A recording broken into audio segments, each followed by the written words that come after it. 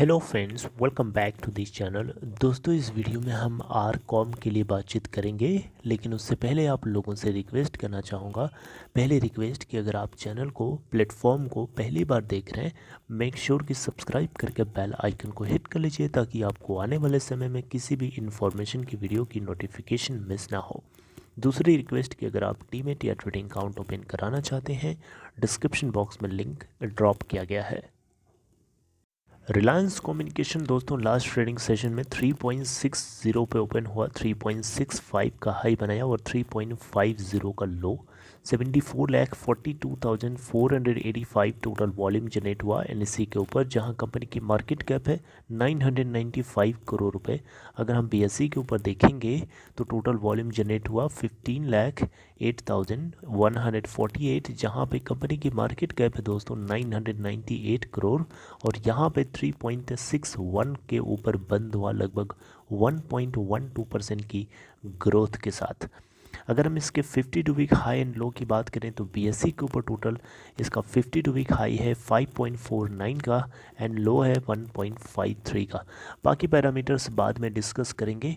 एक important point है दोस्तों जो मैं आप लोगों को पहले बताना चाहिए था, लेकिन कुछ कारणवश मैं आपको अपडेट नहीं कर पाया। मैं अभी अपडेट कर रहा हूँ, लेकिन फिर भी आपको बताना चाहूँगा। अभी भी आपको ये पता होना चाहिए क्योंकि आने वाली जो डेट है वो अभी भी फ्यूचर में है। यानी एक ऐसी डेट जिस डेट को सुनवाई हो सकती है एक मुद्दे के ऊपर। मुद्दा क्या है ये मैं पहले आपको बताता हूँ, आइए देखते हैं। दोस्तों 18 से लेकर के 20 जनवरी के बीच में एक केस को सुना जाना था। आप देख सकते हैं यहाँ पे नेशनल कंपनी लॉ ट्रिब्यूनल के अंदर जियो ने एक पिटिशन फाइल किया था। रिलायंस कम्युनिकेशन लिमिटेड की एक यूनिट है रिलायंस इंफ्राटेल लिमिटेड और रिलायंस टेलीकॉम लिमिटेड। इन तीनों कंपनीज के बेसिकली अकाउंट को फ्रॉड डिक्लेयर कर दिया था लेंडर्स ने, एसबीआई के लीड किए जाने वाले लेंडर्स ने, यानी एसबीआई उसमें लीडर था।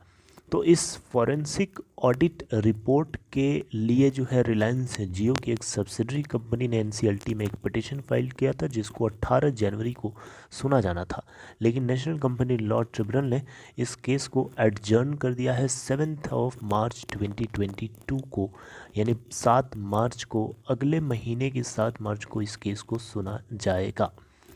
नेशनल कंपनी लॉ ट्रिब्यूनल ने यहाँ पे आप देख सकते हैं फॉरेंसिक ऑडिट जो है रिलायंस कम्युनिकेशन और इसकी एक यूनिट है रिलायंस इंफ्राटेल लिमिटेड, इन दोनों के फॉरेंसिक ऑडिट को लेकर के रिलायंस जियो की एक सब्सिडरी कंपनी जिसका नाम है Reliance projects and properties limited ने पिटीशन किया था इसको पाने के लिए, राइट फ्रॉम लेंडर्स।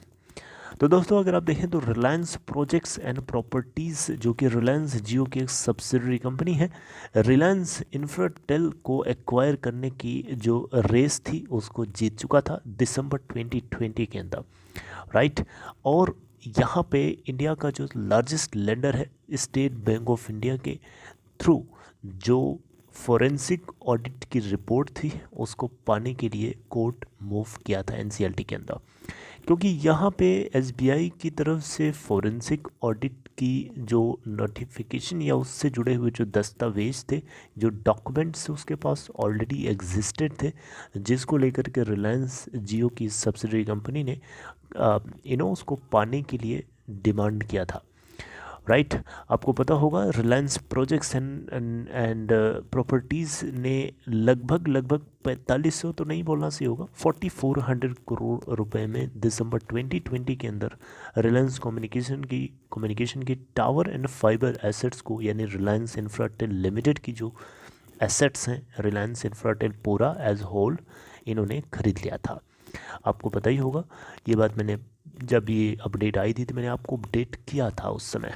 रिलायंस जियो जो कि मुकेश अंबानी के द्वारा लीड की जाने वाली एक कंपनी है, जैसा कि आपको पता है, ये चाहती है कि जो नए फैक्ट्स हैं, जो नए व्यू हैं फॉरेंसिक ऑडिट से जुड़े हुए, उसको पाना चाहती है, राइट। क्योंकि यहाँ पे रिलायंस जियो की इस सब्सिडरी कंपनी का सब्सिडरी यूनिट का मानना है कि जब एसबीआई के पास फॉरेंसिक ऑडिट की रिपोर्ट पहले ही थी, जब बिडिंग प्रोसेस कंटिन्यूअस चल रहा था, तो उसी समय इसको हैंडओवर क्यों नहीं किया, उसको छुपा के क्यों रखा। जब बिड को थर्ड पार्टी जीत जाती है उसके बाद ये बोलने का क्या सेंस है कि इनके अकाउंट्स फ्रॉड हैं, राइट, है ना एक क्वेश्चन।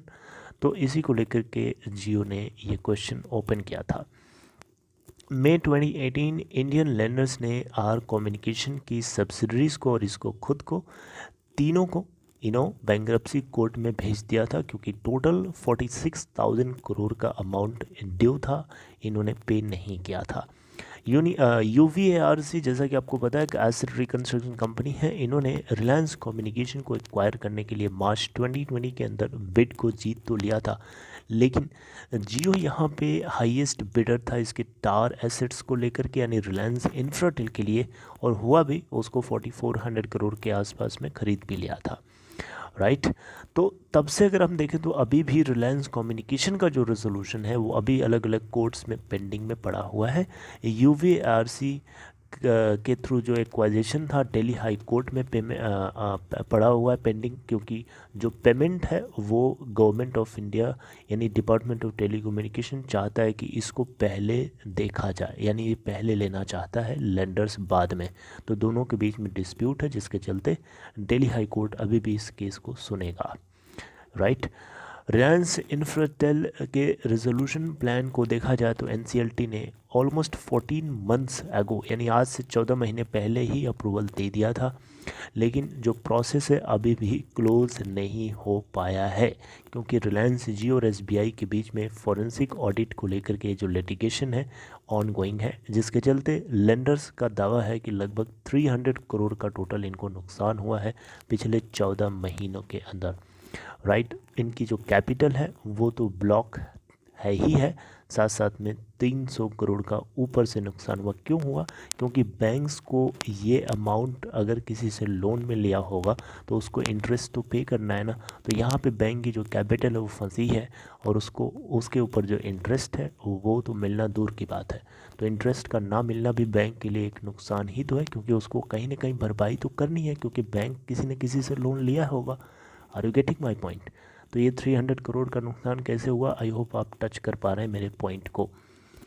ओके, सो इसको लेकर के आगे खबर आएगी ज़रूर। 7 मार्च के लिए आप लोगों को तैयार रहना होगा। आप मुझे याद भी करा सकते हैं, रिमाइंड कराते रहिएगा, क्योंकि माइंड से चीज़ें स्लिप हो जाती हैं, बहुत सारा डेटा होता है, बहुत सारी बातें होती हैं। Alright, so this is all about this content. I hope you like this information. अगर आपको कंटेंट समझ में आया हो, अच्छी बात है, बहुत अच्छी बात है। आप इसे लाइक करने के लिए सपोर्ट कर सकते हैं, सपोर्ट करने के लिए लाइक कर सकते हैं, सॉरी। एंड अपना ख्याल रखिए, टेक केयर।